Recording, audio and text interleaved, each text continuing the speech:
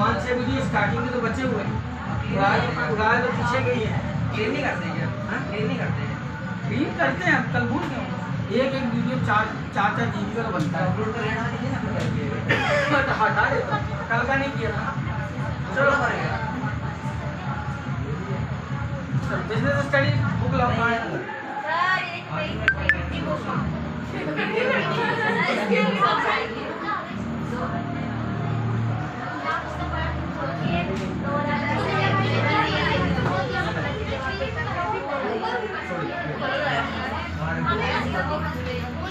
अब देखो एग्जाम के पॉइंट ऑफ व्यू से समझो।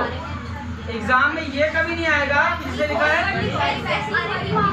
ओए देवी, ये तू समझा दे।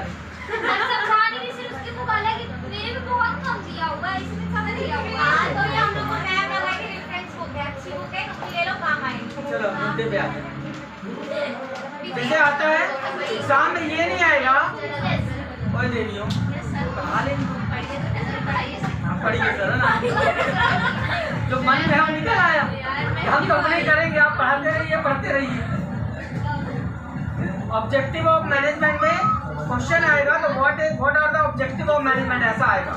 ऐसा नहीं आएगा कि ऑर्गेनाइजेशनल ऑब्जेक्टिव क्या है, अदर ऑब्जेक्टिव क्या है, या सोशल ऑब्जेक्टिव क्या है, या पर्सनल ऑब्जेक्टिव क्या है। इस तरह से नहीं आएगा। आएगा what are the objective of management, ठीक है ना। अगर आप प्रॉपर मैनेजमेंट कर रहे हो तो आपके कुछ प्योर ऑब्जेक्टिव है जो आपको मालूम है। अचीव द गोल, हमारा जो टारगेट है वो अचीव करना। Increase the sale, increase the profit, maintain coordination, maintain control over employees या ओवर प्रोडक्शन, रिड्यूस वेस्ट को कम करना। ये वो ऑब्जेक्टिव है जो आपकी बुक में ना भी मिले तो आपके दिमाग में चलेंगे। बीइंग अ मैनेजर, अगर आपकी फैक्ट्री चल रही है तो आप क्या क्या करना चाहोगे, आपके क्या उद्देश्य होंगे। ऑब्जेक्टिव मतलब होता है उद्देश्य। आप प्लांट क्यों चला रहे हो, प्लांट चलाने का ऑब्जेक्टिव क्या है। प्लांट यानी आप जो फैक्ट्री लगाई है आपने, तो फैक्ट्री को लगाने का ऑब्जेक्टिव क्या था, प्रॉफिट कमाना है। दूसरा लो कॉस्ट में हाई प्रोडक्शन। तीसरा प्रॉपर यूज ऑफ एम्प्लॉइज, आपको एम्प्लॉइज का सही से यूज करना है। Proper use of resources, reduce the cost, reduce the wastage, ठीक है ना, रिड्यूस एक्सपेंसेस, इंक्रीज सेल। ये वो ऑब्जेक्टिव है जो एग्जाम में अगर आपको कुछ भी नहीं याद आएगा ना, जो बुक में हमने पढ़ा था, ये आप अपने से बना सकते हो। अगर ये सोच के चलो मेरा प्लांट है और आई एम द मैनेजर, तो मेरे क्या ऑब्जेक्टिव होंगे। अब बुक में बड़े खतरनाक वर्डिंग मिलेगी। जैसे पहला क्या लिखा है, मैक्सिमम आउटपुट इन मिनिमम कॉस्ट, और इसको मैंने सीधा क्या बोल दिया, रिड्यूस कॉस्ट, इंक्रीज सेल। दो ऑब्जेक्टिव बना लिए। और इसमें क्या लिखा था, मैक्सिमम मिनिमम, अपन पहले याद ही नहीं आ रहा कि क्या था। फिर था टू फेस टफ कंपटीशन, तो फेसिंग कंपटीशन। फिर है solution to complex business problem, वही है डिसीजन मेकिंग, लिख लो। फिर है सॉल्यूशन टू लेबर प्रॉब्लम। अब मैंने इसके लिए क्या बोला था, इफेक्टिव मैन पावर मैनेजमेंट, या अपने जो एम्प्लॉयज है उनको मैनेज करना। या इसी में लिख सकते हैं कोऑर्डिनेशन। कोऑर्डिनेशन किसका होगा, एम्प्लॉयज का ही होगा। रॉ मटेरियल का तो कोऑर्डिनेशन होता नहीं है। हाँ, ये हो गए आपके ऑब्जेक्टिव। एक और ऑब्जेक्टिव है adopt new technology, modernisation of plant. ये वो चीजें हैं, ये वो ऑब्जेक्टिव हैं जो आप अपने ओन वर्ड्स में बना सकते हो और ओन वर्ड्स में लिख सकते हो। अब रिड्यूस द कॉस्ट अपने से नहीं लिख सकते। The objective of the doing proper management means how to reduce the cost of production, increase the sale, adopting a new technology, new method, we increase our sale। कुछ ऐसे product हैं जो आप अभी लोकल मार्केट में ही बेच पा रहे हो, लेकिन अगर आप एडवर्टाइजिंग का डिजिटल मीडियम यूज कर लो तो आप अपने प्रोडक्ट को ऑल ओवर इंडिया बेच सकते। बेच सकते हो। ये फर्क पड़ता है। अगर आप पेंटिंग करते हो तो अगर आप पेंटिंग बनाओगे तो आप बेचोगे तो कहाँ से बेचोगे? या तो आप 100 पेंटिंग बनाओ, उसके बाद एग्जीबिशन लगाओ, तो उस एग्जीबिशन में कहाँ के लोग आएंगे? एक लोकल एरिया के 100-150 किलोमीटर। अगर आप फेमस होगा तो 200-400 किलोमीटर के लोग आएंगे देखने। लेकिन लोकल नहीं तो चला प्रदर्शनी में लगाए बैठे हो, कोई मक्खी भी नहीं मारता। और दूसरा व्यू क्या हो सकता है तरीका कि आपने उनको बनाया, प्रॉपर डिजिटल रूप में फ्रेमिंग किया। डिजिटल फ्रेम की बात कर रहा हूँ, एक्चुअल फ्रेमिंग की बात ही नहीं कर रहा। सॉफ्टवेयर का यूज करके, वेबसाइट का यूज करके उसको फ्रेम में डाला और आपने अमेज़न पे डाल दिया, वहां से आप सेल लेके निकाल सकते हो।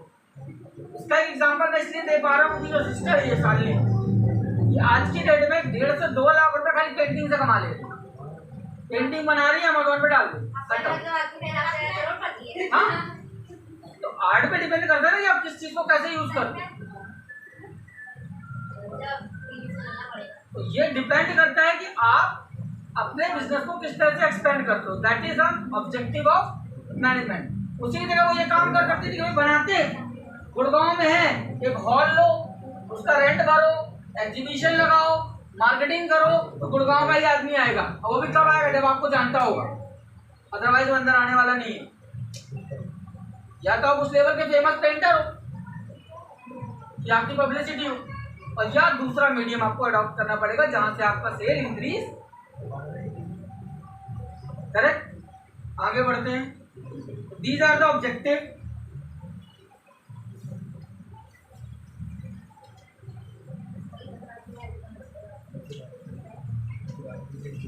अब देखो ध्यान से, एक सीधा सीधा फंडा समझना। अभी आपने ऑब्जेक्टिव पढ़ा ना, इसके बाद आपके लिखा है इंपॉर्टेंस। जो ऑब्जेक्टिव है वही इंपॉर्टेंस है। लिखने का तरीका बस बदलेगा। ऑब्जेक्टिव क्या है? Reduce the cost. ऑब्जेक्टिव था, हमारा उद्देश्य क्या है? कॉस्ट को कम करना। इंपॉर्टेंस क्या है? कॉस्ट कम होती है। अगर इफेक्टिव मैनेजमेंट हो तो कॉस्ट को कंट्रोल किया जा सकता है। This is the importance of management. If you want to control the cost, do proper management. If there is a proper management, you control the cost. दोनों अपनी जगह सही है। अगर सही मैनेजमेंट होगा तो कॉस्ट घटेगी। This is become a importance of management कि अगर मैनेजमेंट नहीं करोगे तो कॉस्ट बढ़ती चली जाएगी। जैसे मैं अपने कॉलेज का एग्जांपल देता हूँ। हमारे डिपार्टमेंट से 3 आदमी 9 लोग थे मेरे कॉमर्स, 3 लोग छोड़ के गए। ध्यान से समझना, 3 लोग छोड़ के गए, उसकी जगह केवल 1 आदमी नया आया और फिर भी डिपार्टमेंट वैसे ही चलता। तो 2 आदमी का लोड कहाँ गया? 2 आदमी जो पढ़ा रहे थे, जो सब्जेक्ट वो पढ़ा रहे थे, वो गया कहाँ? कोई तो पढ़ाएगा ना। जो 9 लोग थे उस समय क्या था? एक टीचर जो है 15 से 17 लेक्चर पढ़ाता था। एक वीक में 15 या 17, यानी कि रोज के 2 या 3 लेक्चर। 6 दिन होते हैं, 3 दिन पढ़ाएगा तो 6 दिन 18 लेक्चर होंगे। 15 हुए तो किसी दिन 2 पढ़ेंगे। उसको चेंज करके मैनेजमेंट ने कर दिया 22 से 25। फर्क क्या पड़ा? टीचरों का लोड एक्स्ट्रा आया, उसके लिए कॉलेज ने क्या किया? एडिशनल पे आउट दिया, सैलरी के फॉर्म को इंक्रीज करते, और क्या बोला? अब आप 18 नहीं पढ़ाइए, 25 पढ़ाइए। तो कितने लेक्चर ज्यादा पढ़ाए उसने? 7 लेक्चर, 6 से 7। जस्ट इमेजिन, 15 लेक्चर वाले 2 लोग को हटाया, या उनको वो लोग खुद चले गए तो उनको नया रखा नहीं हमने, तो कितना लेक्चर का लोड? 30 lecture. That is our importance of management, how to use effectively staff. अब इन्होंने क्या किया? जो 7 लोग, कितने लोग थे? 9, 6 लोग बचे, एक नया आया, 7 लोग हुए, ठीक है ना। तो 7 में इसको डिवाइड कर दिया, कितना आया? 4। तो सबके 4 लेक्चर, जो पहले 15 पढ़ा रहे थे, 4 बढ़ा दिए तो कितना हुआ? 19। कोई 18 पढ़ा रहा था, 4 पढ़ाए तो कितना हुआ? 22 के लोड में आया। तो जो दो लोगों को हम सैलरी दे रहे थे 20-20 हजार रुपए, ये कट हो गई। और एक आदमी की 20 हजार की सैलरी हमने 7 लोगों में बांट दी, तो इनको क्या लगा, हमको इंक्रीमेंट मिला, जबकि मैनेजमेंट ने इंक्रीमेंट नहीं दिया, अपना इंक्रीमेंट लगा लिया। 20,000 रुपये मैंने बचा लिया, और जो 20,000 रुपये मैंने दूसरे आदमी को दे रहे थे वो इनके बीच में बांट दिया, और जो इनको इंक्रीमेंट देना था वो नहीं दिया, क्योंकि साल के अंत में इंक्रीमेंट देना पड़ता ना, सैलरी बढ़ानी पड़ती नए साल में, तो वो सैलरी बढ़ाई कैसे? That is the importance of management, कि how to use financial resources, how to use man power. ये एक का मैंने तरीका बताया। दूसरा एग्जांपल ले लो इम्पोर्टेंस ऑफ मैनेजमेंट में, हाजमोला की जो आता था, ध्यान से समझना, ये स्ट्रिप है हाजमोला की पट्टी, जिसमें हाजमोला पैक होनी है, 1 2 3 4 5 6, फिर यहाँ पे मशीन चलेगी ऐसे ही। कितने पीस बने? 1 2 3 4 5, ज़्यादा चौड़ी हो गई, अब ज्यादा नापो ना चाहिए, ध्यान दो इधर, ध्यान दो। 1 2 3 4 5 पीस हम बना रहे हैं, ठीक है ना। अब हमने क्या किया, ध्यान देना, हाजमोला ने क्या किया, इफेक्टिव मैनेजमेंट कैसे चल रहा है। पहले इसका ये जो गोली आ रही थी ऊपर की तरफ उठी हुई आ रही थी, गोली थी ऊपर की तरफ उठी हुई रहती, ठीक है ना। तब वेट रहा इसका 8 ग्राम, 1 रुपए की मिलती थी 6 पीस उठी हुई गोली। हमने 2 ग्राम निकाल लिया, क्या किया, गोली को एकदम बराबर कर दिया, जैसे टैबलेट आती ऊपर से चिपटी हुई एकदम, पहले वैसा किया तो 6 ग्राम का हो गया। गोली 6 की 6 ही थी। क्या कर रहे हैं, रिड्यूस द कॉस्ट हम घटा रहे हैं, एमआरपी नहीं बढ़ा रहे। फिर क्या किया इन्होंने, गोली को अंदर की तरफ दबा दिया, अब देखो गोली अंदर की तरफ दबी हुई जाती है, कर दिया इसको 5 ग्राम। इसके बाद क्या किया इन्होंने, 2 गोली घटा ली, लेकिन लिफाफे का साइज कम नहीं किया था, पहले उतना ही था, क्योंकि कस्टमर क्या लगे उतनी बड़ी पन्नी मिल रही। धीरे धीरे हमने इस पन्नी के साइज को खत्म करना चाहिए, और बाद में उससे फायदा क्या हुआ, ध्यान देना, 1 2 3 4 5 की जगह इसमें 8 पीस बनने लगे, पन्नी की कॉस्ट भी बचा ली। चिंता नहीं करो, कुछ दिन में गोली बड़ी हो जाएगी और एक ही आएगी, जैसे टॉफी आती है ना, जैसा स्वाद की गोली आती है, कमाई उतनी रहेगी, कमाई उतनी रहेगी। कॉस्ट हमने क्या की, दैट इज ऑल। देखो एम्प्लॉय जो है वो हर साल तनख्वाह बढ़वाएगा, लेकिन समस्या ये है कि अगर इन्होंने 100 रुपये का 2 रुपया किया तो सेल डाउन, क्यों, सतमोला खड़ा बगल, तो क्या करेगा, क्वांटिटी बढ़ा देगा, हाजमोला पिट जाएगा।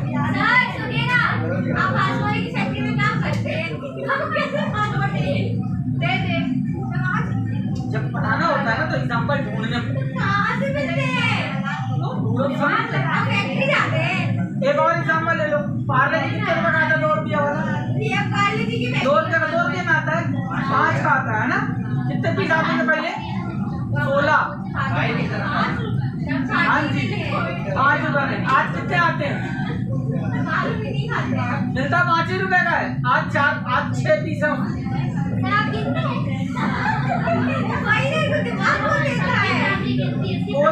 बोलो है ये, बीच में जो गोला हिस्सा है जो निकल जाता है, छोटा हो गया, वो जो गोल हिस्सा है वो जो निकला वो कहाँ गया,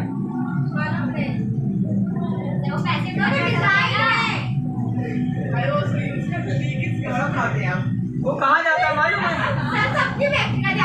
वो कहाँ जाता है, वो 1 रुपए के पाउच में 8 पीस डाल के बिक जाता है।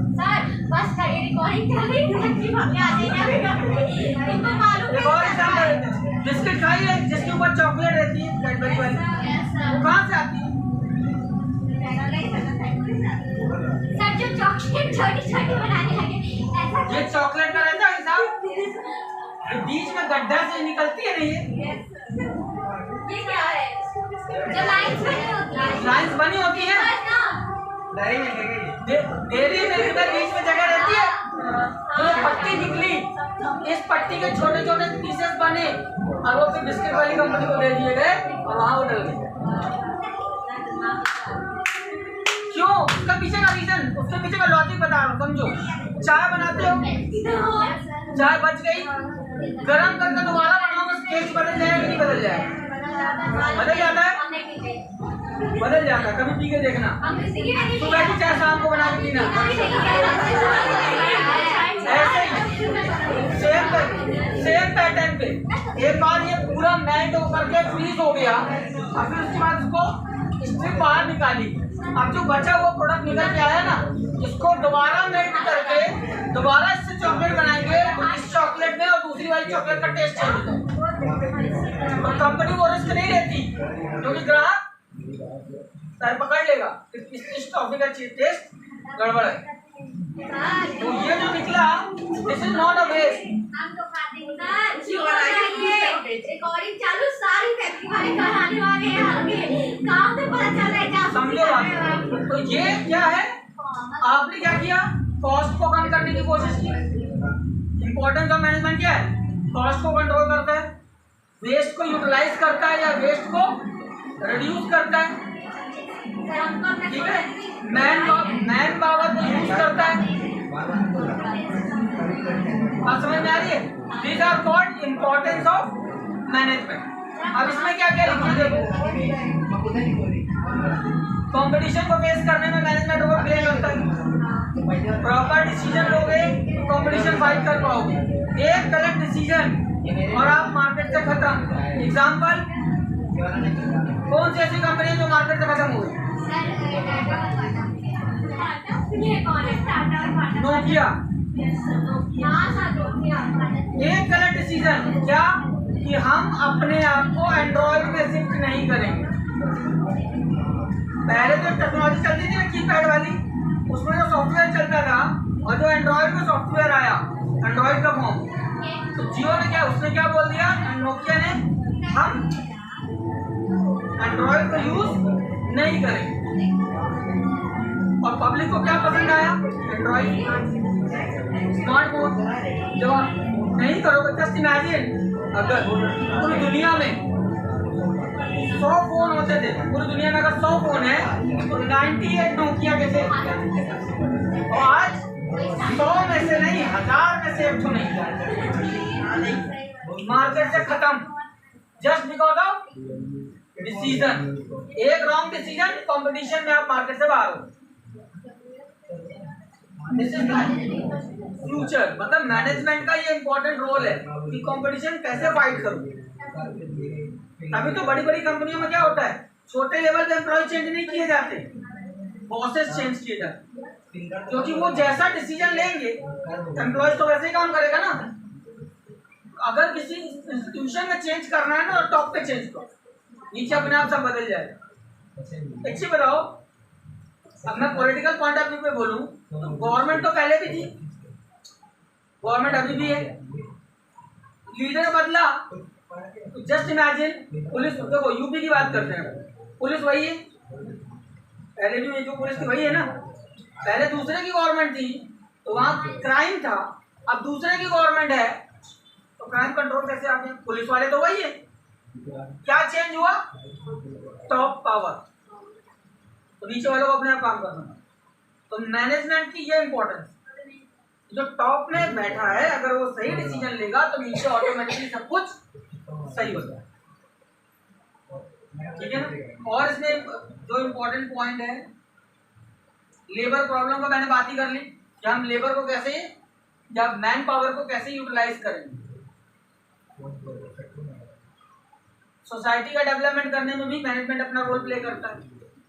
कैसे रोल प्ले करता है? जस्ट लाइक टाटा जी का जो मैनेजमेंट है, तो टाटा जी क्या करते हैं, अपनी इनकम का 67% डोनेट कर देते हैं, तो वो कहाँ रोल प्ले कर रहे हैं? सोसाइटी के डेवलपमेंट में। रिलायंस, नीता अंबानी करोड़ों रुपए की चैरिटी वर्क कर रही है, थोड़ा वो कमा रहे हैं बंदे तो दान कर रहे हैं। अब ये अलग बात है कि वो मजबूरी में कर रहे हो या इच्छा से कर रहे हो। बड़ा अच्छा खेल रही है मैंने नहीं लगाया, टॉप पे चल रही है सर। मैंने नहीं लगाया। हमारी बात जानते हैं ना कांटेक्ट नंबर भी होगा। सर इंग्लैंड और ऑस्ट्रेलिया अच्छा नहीं खेले जो कि इंडिया अच्छा से खेल रही है मैच। और इम्पोर्टेंस क्या है, एक्सपेंशन ऑफ बिजनेस में मैनेजमेंट का रोल है। अगर बिजनेस को एक्सपेंड करना हो तो वो take the decision, management, top level management को डिसीजन लेना पड़ेगा। ओपनिंग अ न्यू या लॉन्चिंग अ न्यू प्रोडक्ट या प्रोड्यूसिंग न्यू प्रोडक्ट, उसके लिए भी जरूरत किसकी है, मैनेजमेंट। प्रॉपर प्लानिंग करनी है तो किसकी जरूरत है, इम्पोर्टेंस किसकी है, मैनेजमेंट। ये वो मैं आपको बुक के पॉइंट नहीं रटाना चाहूँगा। You create your own point. वो तभी होगा जब आप ये सोच लो कि मेरी खुद की कंपनी है, मैं अपनी कंपनी में बैठा हूँ तो मेरी क्या इम्पोर्टेंस है। मेरी इम्पोर्टेंस क्यों है, क्योंकि मैं कॉस्ट कंट्रोल कर सकता हूँ, मैं एम्प्लॉय मैनेज कर सकता हूँ, मैं प्रॉफिटेबिलिटी इंक्रीज कर सकता हूँ। तो वो आप जब सोचोगे तो उस हिसाब से पॉइंट बना लेंगे।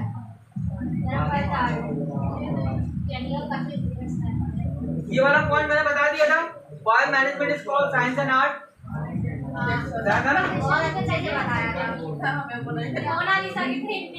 प्रोफेशन किस चीज को बोलते हैं, पहले तो what is profession. You were expert. When you have some expertise on a particular topic या particular skill, आप उसमें अगर expert हैं and you are giving your expertise to run any business. Expertise मतलब आपकी जो आप जिस चीज में expert है।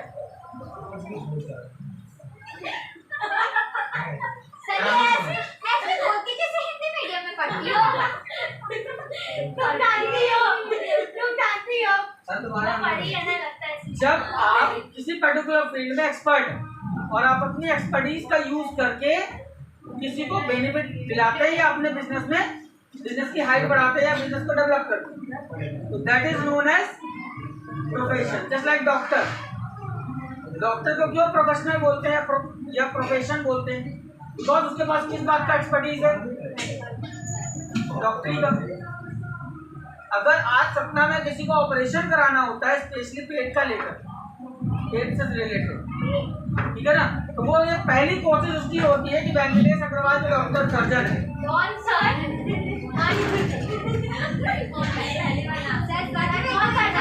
घर में पता करना पता चल जाएगा, डॉक्टर वेंकटेश अग्रवाल, ठीक है ना। वो बंदा एक्सपर्ट किस बात का है, सर्जरी का, स्पेशली पेट की सर्जरी। तो उसको पहले लोग अप्रोच करने की कोशिश करते हैं कि ये मिल जाए, ठीक है ना। ये क्या है, एक्सपर्टीज है, और वो अपनी एक्सपर्टीज को यूज करके किसी को बेनिफिट दे रहा है या अपना बिजनेस ग्रो कर रहा है, that is known as profession. तो सेम मैनेजमेंट में आज के डेट में लोग क्या करते हैं, एमबीए करते हैं and they will get an expertise on a particular field, just like management in cost control, management in retail, management in marketing, management in finance.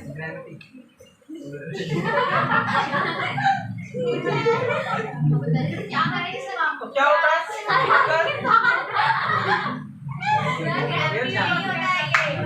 तो क्या होगा, अगर आप किसी पर्टिकुलर फील्ड में एक्सपर्ट हो गए, अब आप उस पर एक्सपर्टीज को सोल्ड आउट करते हो, that is known as management. तो मैनेजमेंट को प्रोफेशन क्यों बोल रहा है, क्योंकि हम उसको एक्वायर करते हैं उस नॉलेज को और उसको यूज करके बिजनेस को एक्सपेंड करते हैं, that's why we call management is a profession. एक क्वेश्चन और ध्यान रखना, हिंदी में पहले मैं बोल दूं, मैनेजर जन्मजात होते हैं, बनाए नहीं जाते, करेक्ट। तो management is not a born talent, it is acquired ability. क्योंकि अरबपति का बेटा अरबपति के बिजनेस को सही से चला सके कोई जरूरी नहीं है। एग्जाम्पल सामने है, अनिल अंबानी, हाँ मैनेजर साथ मेड, नॉट बॉर्न। मैनेजर बनते हैं, पैदा नहीं होते आप, दैट्स व्हाई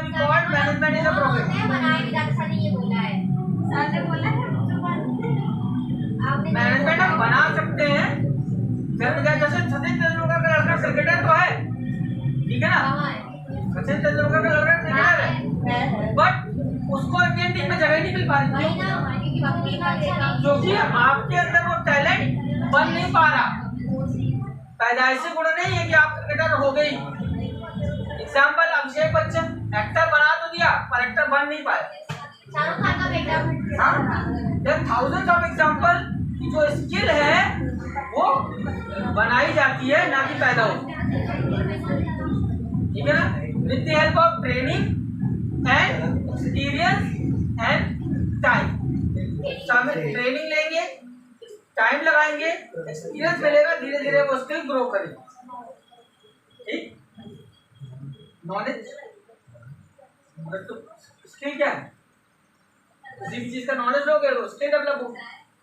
तो जाए